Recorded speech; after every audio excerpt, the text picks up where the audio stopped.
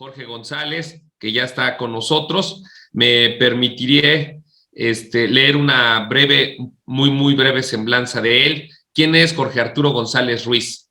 Él es maestro en Derecho y también maestro en estudios filosóficos. Ha trabajado en manejo de redes y posicionamiento de mensaje en los diferentes niveles de gobierno. Actualmente ha desempeñado como consultor político. Él ha estudiado ahí en Jalisco y hace un par de semanas lo tuvimos de regreso en México porque andaba por tierras norteñas. No estoy refiriéndome al norte de México, sino del lado de Canadá. Bienvenido, mi queridísimo Jorge González, y tienes el uso de los micrófonos. Perfecto, ¿qué tal a todos? Voy a compartir mi pantalla y ya, ¿sí se ve bien? Perfecto. Se ve excelente, amigo, ya lo podemos ver y ya se ve 5 reglas de argumentación y la invención retórica. Pues antes que nada me gustaría agradecerte a ti, Miguel Ordóñez, a Yasmín Tecozautla, a mis compañeros Mar Grecia, a Gabriel Lira. Me gustaría también comentar que pues gracias a estos temas de la oratoria, del debate, fue la razón por la que los conozco a ustedes, porque más allá de los premios que las personas puedan llegar a tener en los concursos, más allá de los diplomas que pues, se quedan guardados, la amistad es lo que te deja. Entonces, mi propósito también en esta exposición es que ustedes también se motiven a participar, a organizarlos y a darse cuenta que la ganancia más allá de todo este tipo de actividades son las relaciones que se pueden llegar a formar. Entonces, pues este es uno de los propósitos de mi presentación y bueno, hoy vamos a hablar sobre las 5 reglas de argumentación, pero también me gustaría integrar el tema de la invención retórica, puesto que es un tema tanto de oratoria como de debate. Los objetivos de esta presentación es poner en práctica las principales reglas y herramientas de la argumentación para obtener una exposición oral efectiva. Esto quiere decir comunicar un mensaje de forma clara que logre el impacto deseado en el interlocutor o en el público.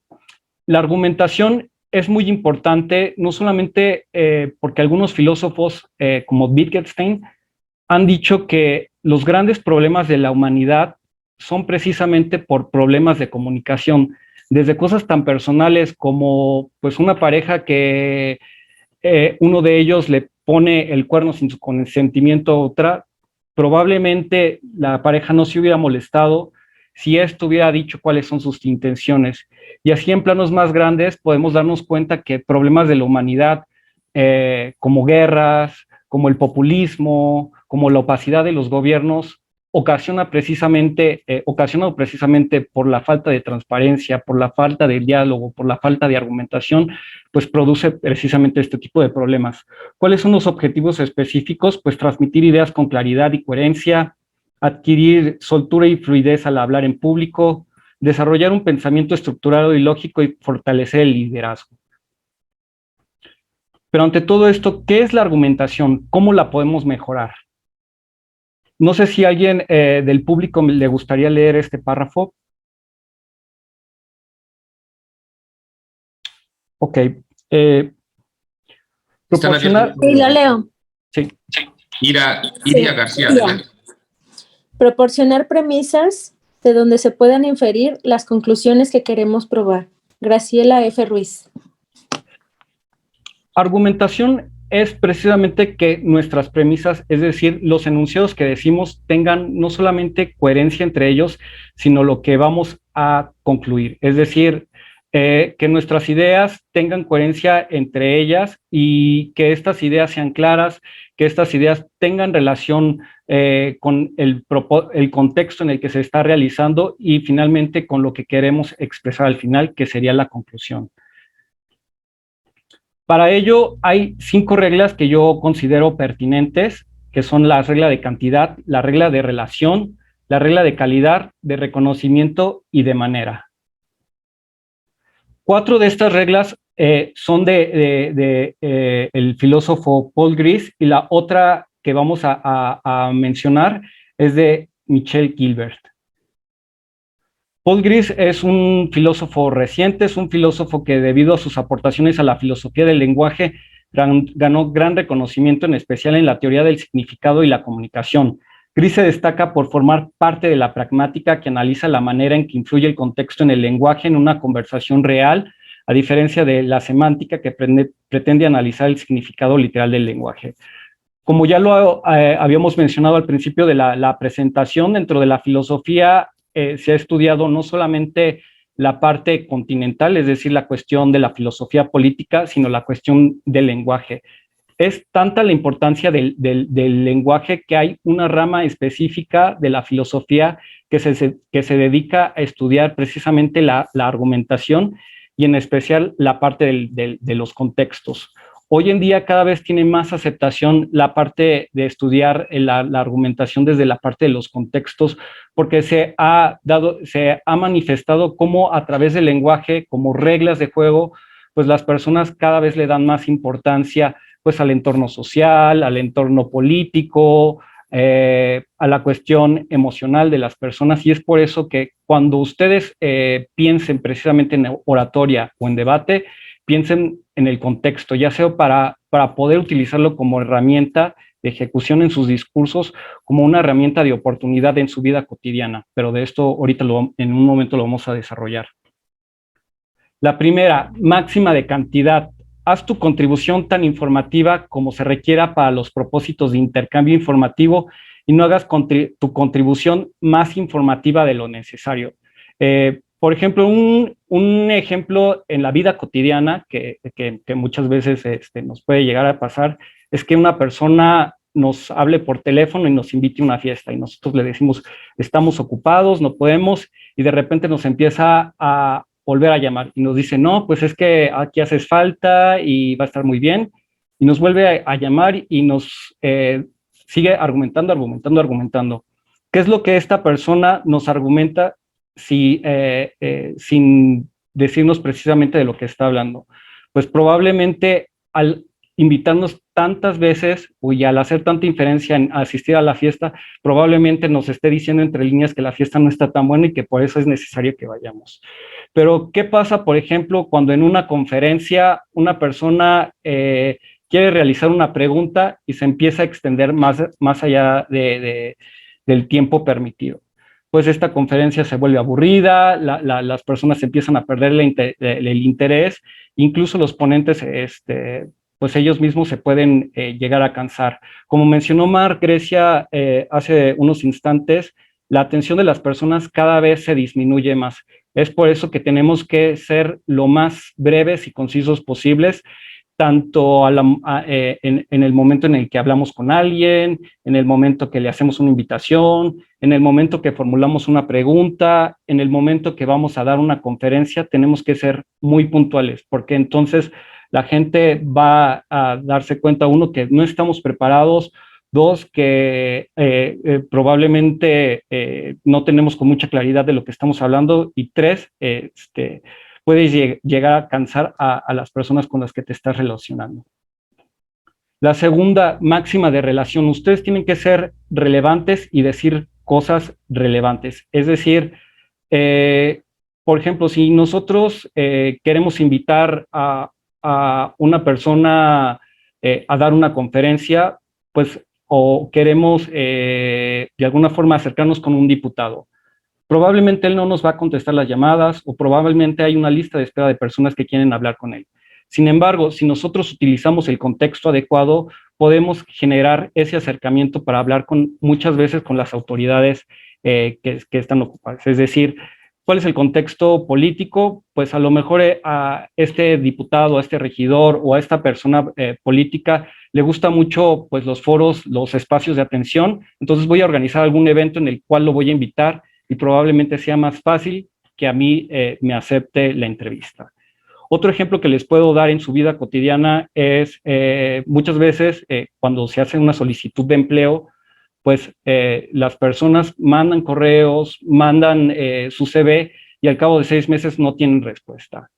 En una ocasión una compañera me dijo, oye Jorge, es que yo he intentado todo este tipo de aplicaciones, tengo un gran perfil, pero no pasa nada. La única manera de que haya pasado algo fue cuando yo me inserté en todos esos espacios, en espacios de ingenieros, en espacios de consultores, en espacios de empresas, y lo que no conseguí en 6 meses, lo conseguí en una semana.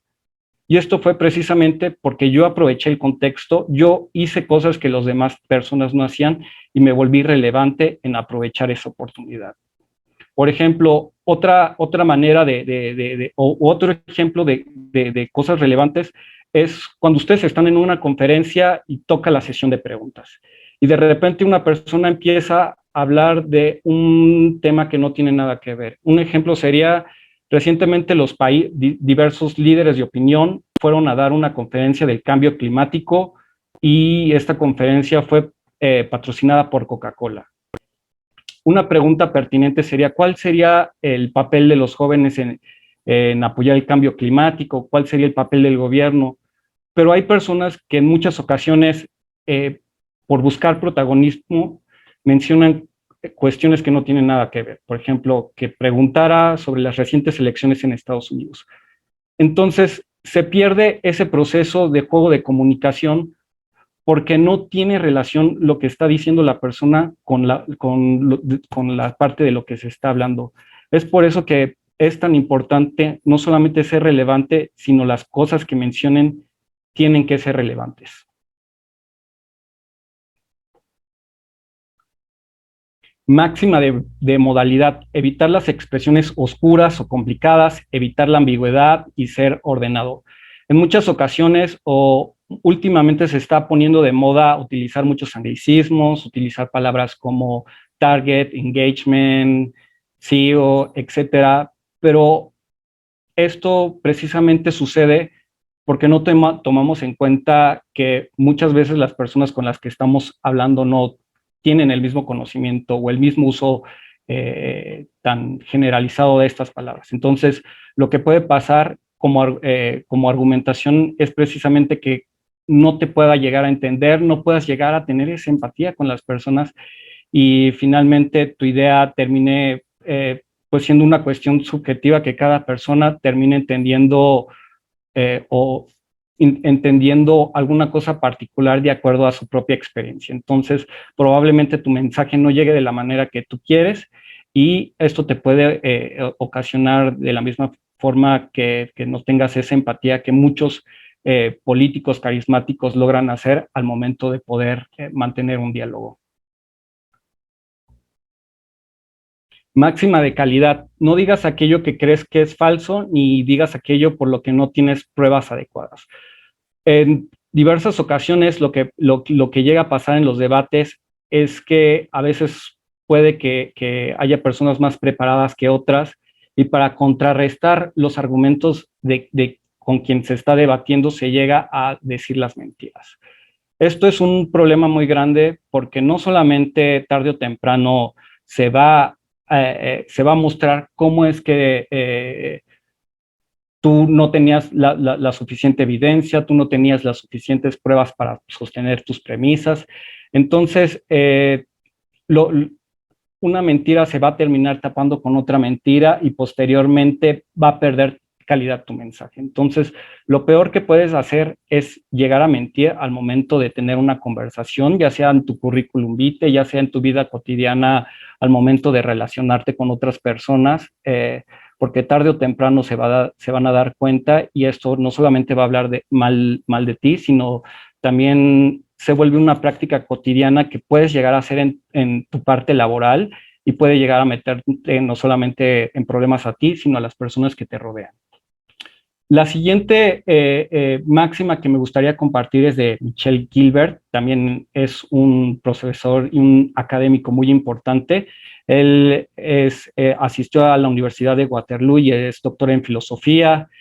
Él escribió un libro llamado Cómo ganar un argumento. Los dos libros por los cuales me estoy basando en esta ponencia se los voy a mandar a Miguel Ordóñez, si no, con todo gusto yo se los comparto a sus correos porque creo que son de mucha valía para los que quieren de alguna forma profundizar en estos temas.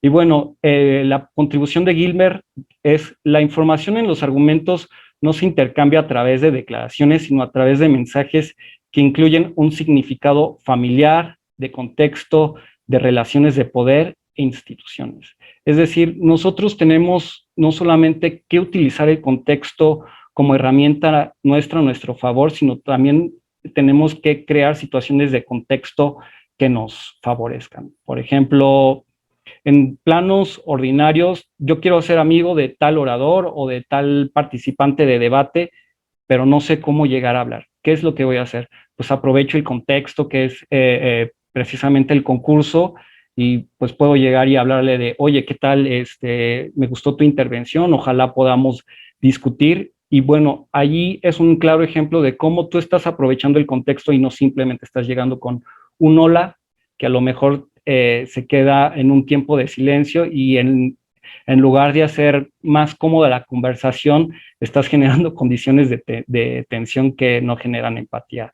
Al igual, en un contexto, pues, más elaborado, por ejemplo, si nosotros vamos a tener una entrevista con un diputado, con un senador, con un regidor, pues lo mejor es formar tarjetas en las cuales tengamos la semblanza de la persona con la que nos vamos a dirigir, es decir, tener, si él ha escrito libros o si él ha escrito artículos, darle una repasada, saber su grado académico es muy importante. Hay muchos que les gusta que te refieras a ellos como licenciado, maestro, doctor, cuáles han sido sus propuestas recientemente, qué se ha hablado de él en los medios.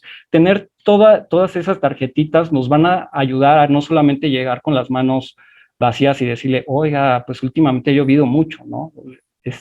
Nosotros mismos nos estamos creando condiciones de diálogo que posteriormente nos van a poder servir para que no seamos, pues, que las personas que comúnmente ellos conversan, sino con personas que realmente se ve que tienen interés en él. Y la otra tarjeta que yo les recomiendo, además de esta tarjeta que hable sobre la persona, es sobre el lugar en el que van a hablar con la persona. Por ejemplo, si él es de otro país, de otro estado, de otro municipio, pues lo importante sería leer qué acontecimientos han sucedido tanto en esa región, en ese país, para poder de alguna forma conversar o para saber qué cosas debemos evitar hablar, qué cosas serían pertinentes hablar. Y con todo esto, no solamente llegar, hola, buenos días, licenciado, ¿me podría hacer el favor de estar en mi conferencia? Pues no, o sea, llegar y poder pues hablar un poco de una forma más natural, posteriormente pues ya pues hacer las invitaciones o hablar del tema que queramos hablar y ya finalmente pues despedirnos de él, pero ser lo más natural posible. Entonces, parte de los avances en el estudio de la lingüística, en el estudio de la filosofía del lenguaje, pues es poder aprovechar las cosas relacionadas al contexto para poder hacer un ejercicio profesional. Máxima de la argumentación, discute con alguien de la misma manera que te gustaría que discutieran contigo. Y esto es muy importante porque si en algún momento nosotros tenemos una discusión entre pares, si en algún momento nosotros vamos a generarle un discurso político a algún actor político, vamos a tener algún debate con otra persona, debemos de tomar en cuenta que esta persona pues también viene tiene su propio contexto, tiene sus propias ideas, de alguna forma tenemos que entender la manera en que piensa la otra persona para poder preparar nuestros argumentos que vamos a realizar con ella y de alguna forma no pensar que esta persona pues es ignorante o es tonta o no sabe del tema, porque aun cuando las personas no sepan del tema, el hecho mismo de escuchar sus argumentos vamos a tener un aprendizaje. Hay un doctor en filosofía que yo aprecio mucho de la Universidad de Guadalajara, que se llama Fernando Carreto.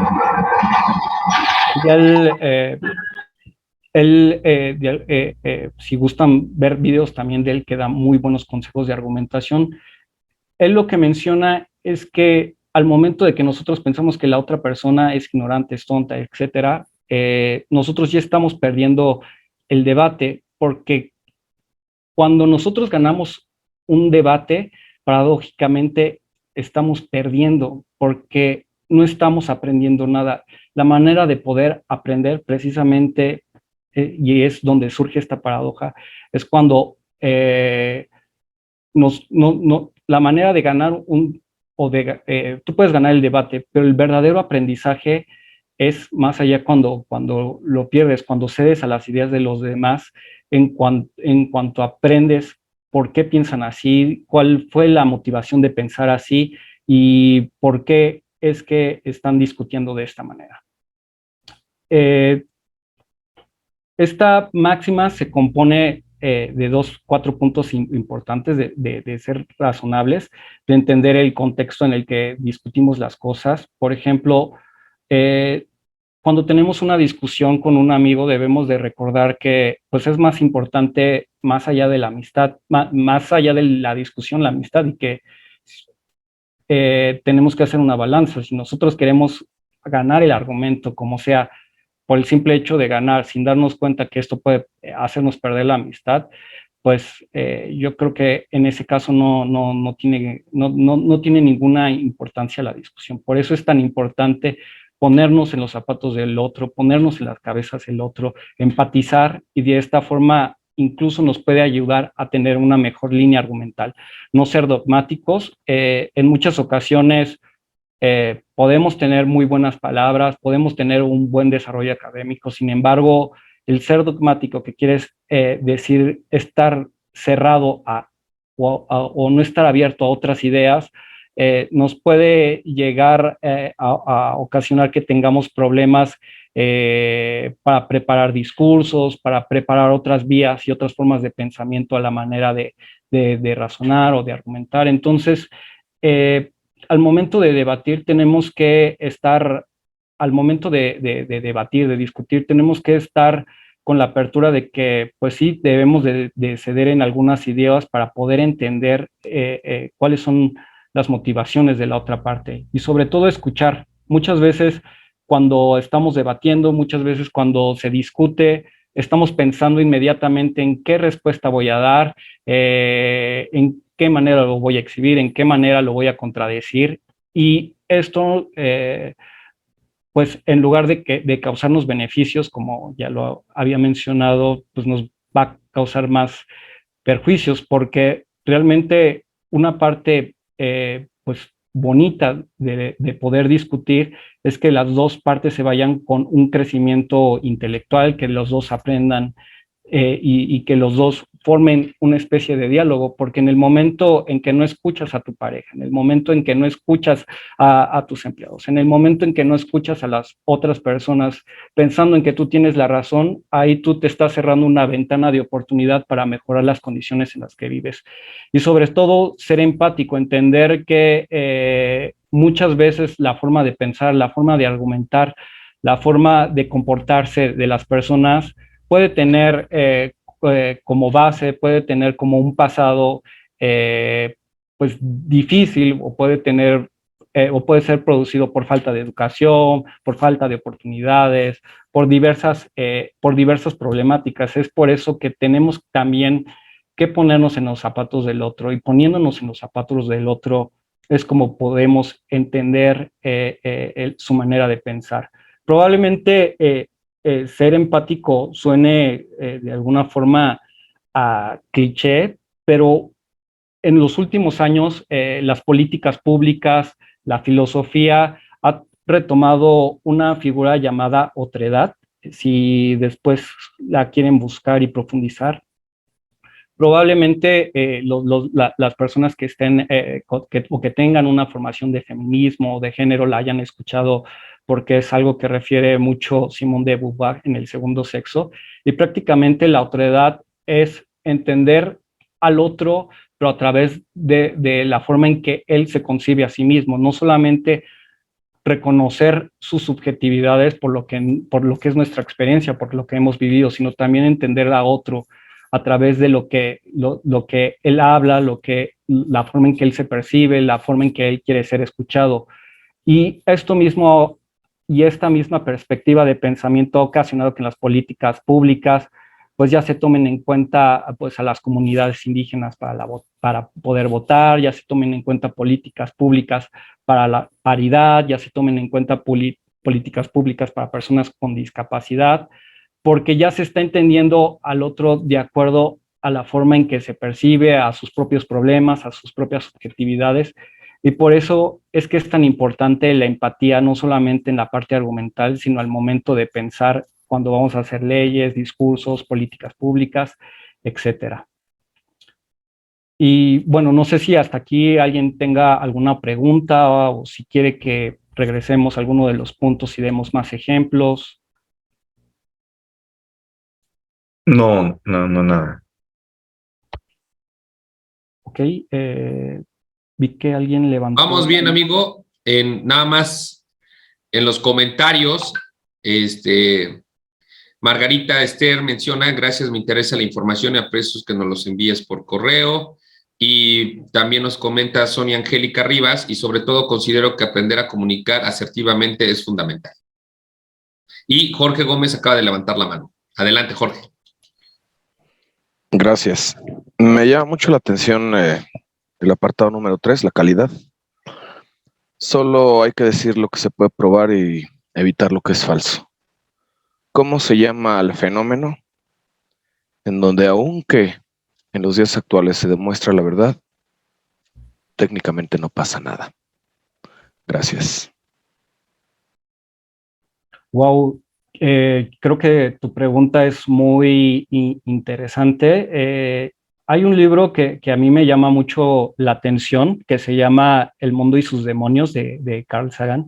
Yo siempre lo recomiendo bastante y, a ver, déjenme ver. Y es precisamente esa cuestión sobre la verdad y sobre cómo muchas veces la falta de educación, la falta de experiencia, la falta de, pues, de alguna forma de conocimiento es lo que deriva precisamente en, en, en que, pues, tanto no solamente personas del del espectro político, sino también del espectro económico, financiero, pues se aprovechen sobre esos sesgos de aprendizaje, y por eso es que muchas personas terminen estando convencidas sobre cosas que no tienen fundamento, ya sea científicos, fundamento histórico, y terminen creyendo lo inmediato. Esto también puede ser producto de la misma desesperación de la gente,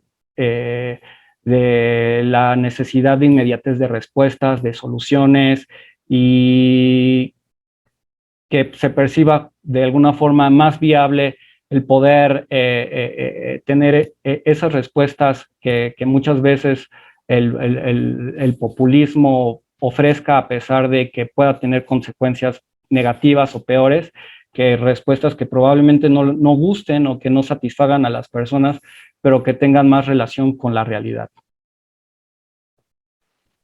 Entonces, ¿solamente puedo hablar de una relación disfuncional? Pues yo pensaría que es una relación psicológica. No, yo pensaría, uno, que es una cuestión estructural que se debe a la misma desesperación de la gente, y que se llegue a capitalizar esta misma desesperación de la gente. Y dos, pues sí, problemas de educación, problemas de experiencia, el mismo hecho de que no se conozcan otras realidades, otras formas de funcionar el mundo, es precisamente lo que convence a las personas de que solamente una vía de pensamiento o una vía de ideas es la más adecuada. Luego, entonces, la argumentación tendría que volverse pedagógica, ¿no? Yo creo que debe de ser pedagógica, pero también tomar en cuenta a las personas, tomar en cuenta los contextos, tomar en cuenta las diversas perspectivas, para no caer en una educación cientificista que solamente esté como estandarizada en los resultados y no tome en cuenta de alguna forma las experiencias de todas las personas a las que se quiere llegar a la educación. Me parece que alguien de los que habla de esta manera, pues son las corrientes conductistas en la psicología, en especial Jean Piaget, Vygotsky, y no estoy seguro, pero me parece que, bueno, serían los dos principales referentes que pues hablan sobre este tema y pues la necesidad de poder tener un aspecto social en la educación. Gracias. No sé si alguien tenga alguna otra pregunta. Sí, es una observación, reafirmación, si puedo. Sí, De sí, lo claro. que más te felicito porque yo creo que esto también lo quiero subrayar. Cuando mencionaste un detalle que muy levemente lo mencionaste y que es muy importante, aunque parezca simple, el utilizar las palabras adecuadas, que no toda la gente las ubica, como storytelling, story down, el engagement. O sea, es verdad, no toda la gente sabe en sí qué significa o de qué le estás hablando. Inclusive entre nosotros los consultores, muchas veces nos avergonzamos de decirle a otro colega, ¿sabes qué? No entiendo de qué me estás hablando por la vergüenza de que no te crean que sabes del tema. Y más si estás en un nivel de conversación que supuestamente lo debes conocer. Y es importante porque eso nos limita a nosotros como participantes de la conversación. Entonces, qué bueno que lo mencionas. Pocos se atreven a mencionarlo, ¿eh? Yo sí lo hago, pero pocos se atreven a mencionarlo, que es muy importante que dejemos de utilizar esas palabras en una audiencia general. No toda la gente, reitero, inclusive entre consultores, no todos saben a lo que te refieres de manera precisa. Entonces, qué bueno que lo mencionaste. Sí, gracias. Gracias. Totalmente de acuerdo. Creo que cuando preparamos un discurso, mientras más podemos ser claros, mientras menos palabras rebuscadas, ambigüedades, incluso anglicismos, creo que podemos llegar a conectar de mejor manera y que bueno que estamos de acuerdo en eso y pues ojalá a futuro pues lo tomemos en cuenta como herramienta la manera de expresarnos, de hablar y de realizar discursos. Eh, bueno, no, si no tienen más preguntas, si quieren, continuamos. ¿Sí se alcanza a ver la pantalla bien? Sí, perfecto. Perfecto, Entonces, amigos, se escucha bien. si alguien quiere leer esta parte de la invención retórica, ¿Puedo? sí, adelante.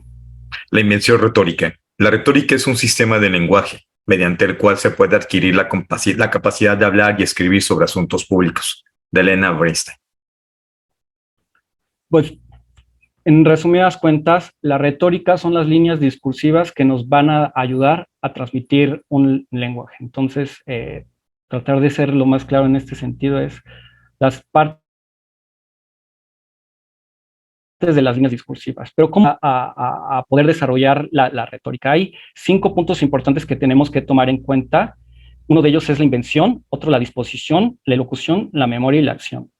Probablemente suene un poco raro este tipo de palabras porque no son muy comunes a lo largo de nuestro lenguaje cotidiano, pero en el momento en el que las lleguemos a exponer va a quedar muy claro.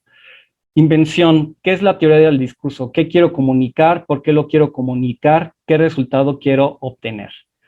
Por ejemplo, cuando nosotros hacemos un discurso, cuando nos acercamos a alguien, cuando nosotros hacemos una pregunta al auditorio, o cuando nosotros estamos dando una conferencia, tenemos que pensar qué es lo que quiero comunicar, por qué lo quiero comunicar, qué resultados quiero obtener esta comunicación. Por ejemplo, en una solicitud de empleo, muchas veces las personas se van directamente de yo quiero trabajar aquí, en lugar de primero, pues, decir cuáles son sus cualidades, cuáles son las herramientas que pueden aprovechar para poder trabajar, de qué manera le va a servir a la empresa y posteriormente qué resultados va a tener la empresa si trabaja conmigo.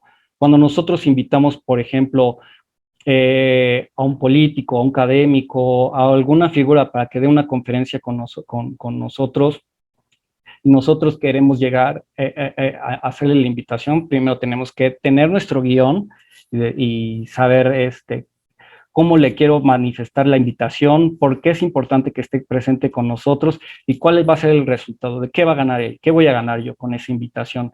Igual cuando invitan a alguna autoridad a la que nosotros pues le manejamos sus discursos a un programa de radio, un programa de televisión, pues tenemos que tener un guión previo sobre lo que va a hablar para que no solamente pues no se ponga nervioso al momento de las preguntas que le lleguen a hacer, sino cuál va a ser el propósito de estar en ese programa. Pues va a hablar sobre tales temas de coyuntura desde esta posición, y lo que espera de sus propuestas es que se tomen tal y tal y tal acción. Entonces, es necesario tener como esta estructura al momento no solamente de relacionarnos entre pares, sino también pues con otras autoridades, con nuestros jefes, al momento de pedir un trabajo, etcétera. La disposición, ya esta la había mencionado mi compañero Gabriel, lo del exordio, presentación, antecedentes, cuerpo, tesis, prospectiva, conclusiones y cierre. Todas estas partes, desde mi perspectiva, las podemos resumir en pasado, presente y futuro. Cuando nosotros nos encontremos en una situación en la cual pues queramos tener un discurso, organizar un discurso político, un debate, tenemos que pensar en esta estructura. No solamente creo que es una estructura que ofrece una metodología de rápida memorización, sino también congruente. Entonces, por eso es importante pensar en pasado, presente y futuro. Es, por ejemplo, puede parecer raro, pero por ejemplo, cuando ustedes ven en un TikTok, el exordio, ¿cuál es? ¿Sabía usted que tal, tal, tal? ¿O sabía usted que la reforma tal, tal, tal? Hola, mi nombre es tal, es la presentación. Durante mucho tiempo, la falta de políticas públicas ha ocasionado esto, el pasado. El presente es, por tal motivo, ahora los mexicanos nos encontramos en tal situación, presente y futuro. Es por ello que las autoridades tal, tal, tal, tal, tal, y por eso debe de pasar tal. El cierre, ¿qué es lo que ustedes opinan? Déjenme en los comentarios. O sea, estructuras que tal vez nosotros hemos percibido en redes sociales, en TikTok y en demás cuestiones, son cosas que sin darnos cuenta tienen una metodología. Es por ello que esta parte de disposición, que puede parecer un poco rebuscada y compleja, mientras nos acordemos de la parte pasado, presente y futuro, podemos desarrollarla de forma muy clara. Por ejemplo, hace ratito hablé sobre las solicitudes de empleo, sobre las invitaciones a autoridades a participar con nosotros. ¿Cuál sería la presentación en una solicitud de empleo? Hola, mi nombre es tal, yo me he desempeñado en tal cargo, asesorado tal, tal, tal. A partir de la solicitud por la cual ustedes requieren a una persona encargada de este tema, es por ello que yo me considero alguien que puede hacer que su empresa mejore y se vea resultados en mayor productividad. Y quedo atento a sus comentarios. Entonces, este guión de pasado, presente y futuro no solamente es algo que nos puede ayudar a cuestiones laborales, sino también a cuestiones de relación social. Por ejemplo, ustedes tienen amigos a los cuales aprecian mucho, pero que ya no tienen nada en común. Pues pueden aprovechar también este tipo de guiones y decir, pues bueno, yo pues voy a hablar con esta persona del pasado, de cosas en común, del presente, de lo que hacemos actualmente, y en el futuro decir, pues vamos a agendar, próximamente es el Mundial, a ver si nos vemos más tarde, o a ver si nos vemos en las posadas. Pero ya tienen como una estructura definida de guión, de diálogo, y ya no de alguna forma caen en esa parte de silencios incómodos, de ya no saber qué platicar, porque ustedes ya están preparados pues para todo ese tipo de situaciones, para situaciones de empleo, para situaciones de invitar a personas a estar con alguna conferencia, incluso pues para relacionarse pues entre amigos. Locución, la actitud, control de tiempo, sonido, humor y figuras retóricas. Bueno, Mar ya nos habló más o menos de esta parte. Yo igual nada más como retroalimentación de la actitud.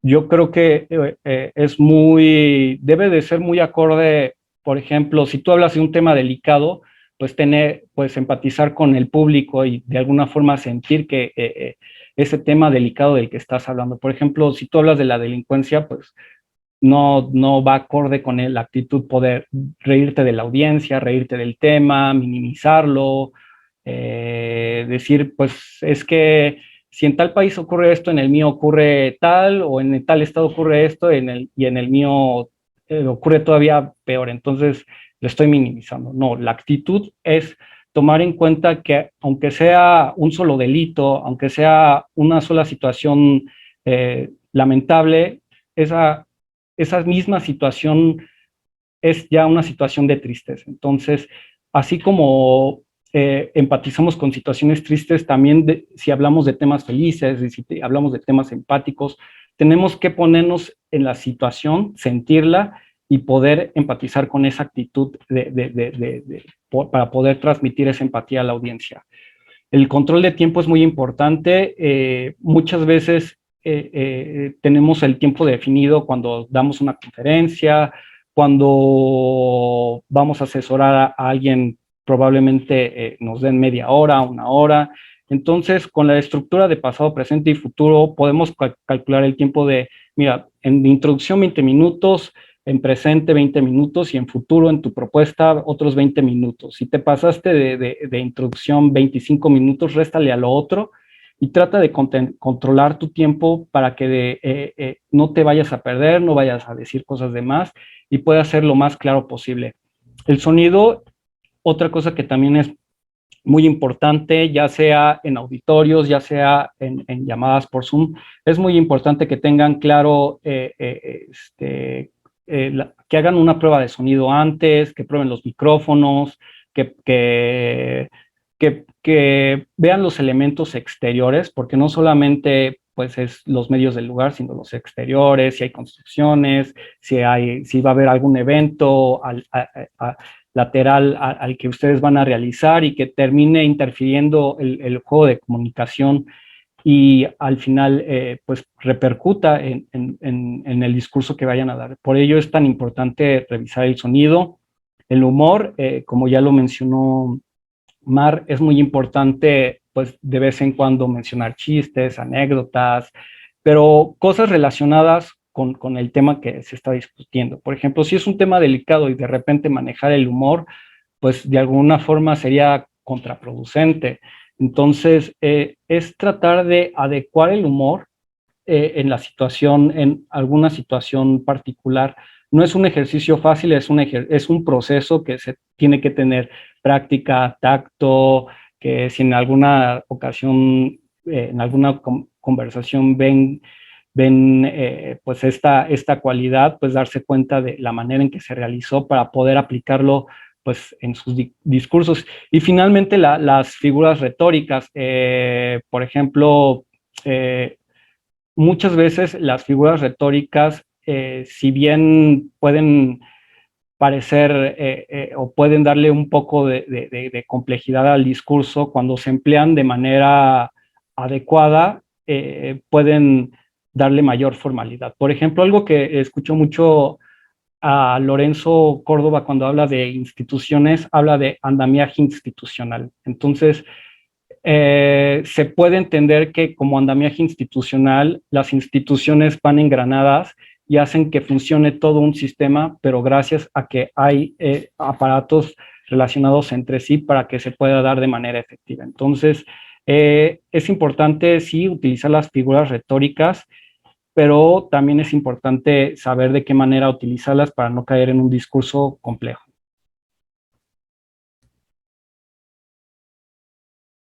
Y la siguiente. Acción, el volumen y la modulación de la voz. Muchas veces en los concursos de oratoria, muchas veces en las conferencias la gente grita, la gente se apasiona, muchas veces cuando nosotros también tenemos una discusión entre pares y empezamos a subir el volumen, aunque lo que estemos discutiendo pues sea un tema pues menor, lo único que va a ocasionar es que ocasione ese freno entre el interlocutor y entre el locutor, entre la persona que está hablando y la persona que está escuchando. Es por eso que debemos de tener buena modulación de voz y además hacerla acorde a la situación en la que estamos hablando. La fluidez y la dicción, no no es algo que muchas personas tengan con natural la fluidez y la dicción, es un ejercicio que se debe de hacer poco a poco y que se debe de practicar para tener mayor claridad. Los ademanes, sobre todo, en muchas ocasiones las personas tienden a estar totalmente tiesas. Y eso también te comunica inseguridad, eso también te comunica pues que no te genere esa empatía al momento de poder escuchar a otra persona. Si ustedes, por ejemplo, ven un video de YouTube, ven un video de TikTok, pues se darán cuenta que las personas mueven mucho las manos, porque también esa es otra forma de mantener un mensaje. La gesticulación, que lo que estemos diciendo sea acorde con nuestra cara, que si hablamos de un tema triste, no tengamos una cara feliz, o si tenemos una cara feliz, no sea un tema triste. El dominio del auditorio, sobre todo el contacto visual. Muchas veces, por falta de tiempo, las personas solamente preparan tarjetas, solamente preparan discursos y no tienen ningún contacto en el auditorio. Entonces esto hace que pierdan la atención, que no se genere pues esa relación entre auditorio y persona y que por lo tanto se pierda como la parte de impacto que debe de tener el concurso. Entonces, una forma de tener dominio en el auditorio es el poder verlos a todos. Es un proceso que no es fácil, incluso ustedes se darán cuenta cuando hablan con otra persona, cuando hablan con una autoridad y resulta que esta autoridad es imponente, pues cuesta mucho trabajo sostener la mirada. Entonces, es un ejercicio que de alguna forma, mientras más lo practiquen, mientras más platiquen o se acerquen con autoridades, con personas que probablemente les puedan imponer algo, pero que poco a poco se vaya volviendo más común para ustedes, van a poder tener esa soltura, van a poder tener pues esa comunidad. Incluso para hacer amigos, socializar es una tarea muy complicada. Poder acercarte con alguien y mantenerle una conversación y decir, bueno, ¿de qué le voy a hablar? Bueno, todo este es un proceso de práctica que ya teniendo estas herramientas de, bueno, yo le voy a hablar a partir del contexto, vamos en el gym, le voy a decir que recomiendo unas proteínas, por ejemplo, y ya estamos utilizando herramientas que están en nuestro contexto, ya estamos teniendo la seguridad porque ya estamos practicando cada vez más y a final de cuentas, cosas tan sencillas como socializar con una persona que no conocemos nos puede ayudar poco a poco para poder tener la soltura en un público o en un grupo mayor de personas.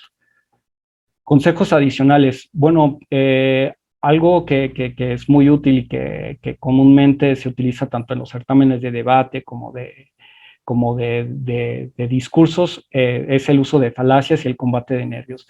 Las falacias, pues lo mejor es no utilizarlas, es más bien una manera de poder reconocer cuando alguien las está utilizando con nosotros para poder sellar esos sesgos que tiene su argumento y el combate de nervios. La falacia ad hominem. No sé si alguien la haya escuchado por aquí antes. Esta es una falacia muy común. Yo creo que es la más común al momento de los discursos políticos, de los debates.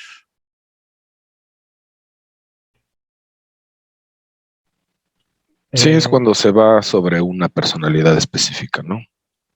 Sí, exacto. Es cuando en lugar de irte al argumento de la persona, ¿sí? ¿Alguien más quería participar? Cuando en lugar de atacar el argumento, por ejemplo, si yo defiendo a las personas que abortan y a lo mejor alguien va a decir, bueno, es que tú has abortado, o sea, se van en contra mía y no en contra del argumento que estoy aduciendo utilizando una falacia.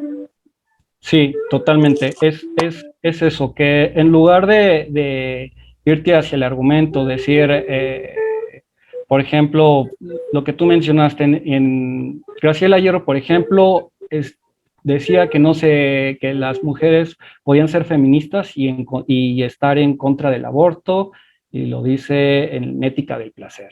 Pues ahí de alguna forma pues estás argumentando, estás dando tu bibliografía, pero si dices, es que las personas que abortan son irresponsables, como tú que abortaste, que nunca te cuidaste. Entonces ya no te estás yendo como la parte del argumento, ya no estás yéndote a la parte pues del por qué sí y por qué no, sino con la persona. Por ejemplo, puede parecernos complicados esto, o puede pudiera ser complicado esto, pero por ejemplo, cuando se está discutiendo en una cuestión de pareja y alguien dice, pues es que tú no pones para la casa, pues es que tú no limpias, pues es que, y de repente, pues es que tú mientes y por eso es que no te creo nada. Entonces, ya no te estás yendo a la parte sobre la cuestión por la cual se inició la discusión, sino te estás yendo por la persona y en muchas ocasiones las personas utilizan esta herramienta pues de alguna forma para demeritar a la otra persona, para hacerle restar posición frente a lo que estamos discutiendo y en ese tipo de cuestiones lo más recomendable es poder pues hacerle ver que la persona no tiene nada que ver con el argumento, que si aún así la persona fallara, el argumento se sigue sosteniendo. Recuerdo en una ocasión de debate que se estaba poniendo muy intenso y de repente una compañera le dijo a otro, es que tú debates como si fueras un profesor y todos, uy, no, ya a partir de ahí ya se va a sentir mal y ya no va a responderle, porque estuvo fuerte. De repente los concursos de debate se ponen intensos. Y él lo que le respondió fue, pues sí, argumento como profesor y como tal, vamos a calificar uno a uno sus premisas. La premisa número 1 fue a utilizar la falacia dominem y por eso tiene -1 punto. La premisa número 2 es que usted se salió del tema y habló de otras cosas y tiene -2 puntos. La premisa número 3 por la cual sostuvo esto está equivocada por tal, y tiene -2 puntos. En total, usted tiene -5 puntos. Usted es buena oradora, pero en este tema de debate queda reprobada. Y ¡pum! La audiencia se quedó totalmente callada porque pudo utilizar ese argumento ad hominem en el contexto adecuado y con las premisas adecuadas.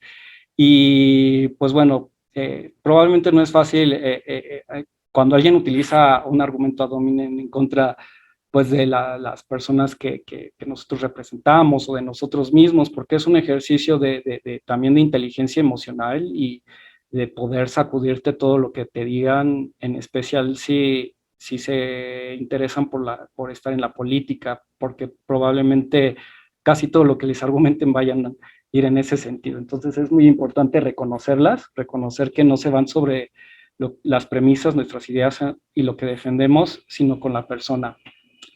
Falacias de generalización, más o menos ya tiene relación con la que habíamos comentado, el decir todas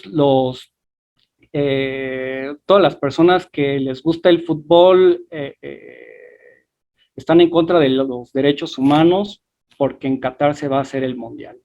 Entonces, estás generalizando una cuestión a partir pues de una presunción, es decir, en lugar de decir, no sé, en lugar de estimar y de decir, entre algunas personas puede haber quienes estén o quienes ignoren el tema de los derechos humanos y por eso están a favor de este mundial, como puede haber personas que no. Entonces, la falacia de generalización es que a partir de un punto nosotros presupongamos que todas las personas están a favor de algo por lo que nosotros pensamos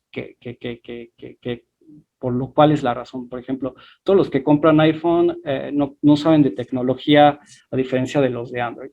Pues puede ser que entre algunos de ellos sí sepan, entre otros no. Puede haber que unos que digan, pues sí sé de tecnología, sé que el iPhone no es el mejor, pero es el que es más útil. Entonces, las falacias de generalización también son algo muy común, sobre todo para atacar grupos en concretos y pues también, sobre todo en políticos con discursos populistas, es muy común utilizar pues toda una generalización para englobar a un solo grupo pues es que esta persona dijo tal en la conferencia tal y por eso los que van a estar en esta marcha o en esta manifestación son todos como esta persona. Y pues te das cuenta que pues es una generalización, que a partir de una persona tú no puedes relacionar un todo. Entonces también hay que tener en cuenta pues de dónde vienen y por qué se realiza esta generalización. Ad populum otra falacia que es muy importante: si la mayoría, por ejemplo, está en contra de estas autoridades, es porque todas estas autoridades son malas. O si la mayoría prefiere tomar refresco que agua, es porque el refresco es mejor para la salud. Y te estás basando como en una generalización, te estás basando como en una preferencia general para poder, a partir de esta preferencia general, sostener un punto, pero no porque una generalidad o no porque una mayoría esté de acuerdo con algo signifique que esto esté bien. Por ejemplo, en la música, Justin Bieber vende 20 millones de discos y Andrea Bocelli vende 100 discos. Por lo tanto, Justin Bieber es mejor músico porque la mayoría o porque tiene más ventas. Y pues esto prácticamente tampoco es correcto, porque estás presuponiendo que solamente porque una mayoría en concreto compra más discos por tal razón, ya significa que sea más bueno, cuando puede haber otras razones en particular por las cuales tenga más ventas, como la publicidad, como la fama, como los medios de comunicación, etcétera. Y la falacia del falso dilema es: si no estás conmigo, pues eres parte de todo ese grupo de personas que se quieren enriquecer. Esta es una falacia que realmente también se ocupa mucho, que la hemos escuchado mucho: o si no estás conmigo, estás en mi contra. Hay un documental que me gustaría recomendarles en Netflix sobre cómo se hacen los dictadores, y prácticamente habla sobre esto mismo, que aprovecha pues los problemas de coyuntura, el enojo social, y posteriormente, para debilitar las instituciones, las que no están afines, pues lo que utilizan pues los dictadores es irlas acabando también con el discurso de: es que ellos no están con el pueblo, están con la oposición, y por lo tanto hay que acabarlos. Entonces, este documental, que se los recomiendo mucho, narra cómo en distintos países pues es la herramienta que se ha estado utilizando, y parte precisamente de un falso dilema de: si no están conmigo, están en la contra, o si no están de esta corriente de pensamiento, es porque quieren beneficiarse de esto, y pues capitalizan precisamente con ese discurso. Y el combate de nervios, ya vamos a finalizar: pues tener un sueño reparador, ya sea para hacer un examen, ya sea para una entrevista, ya sea para participar en un certamen de oratoria.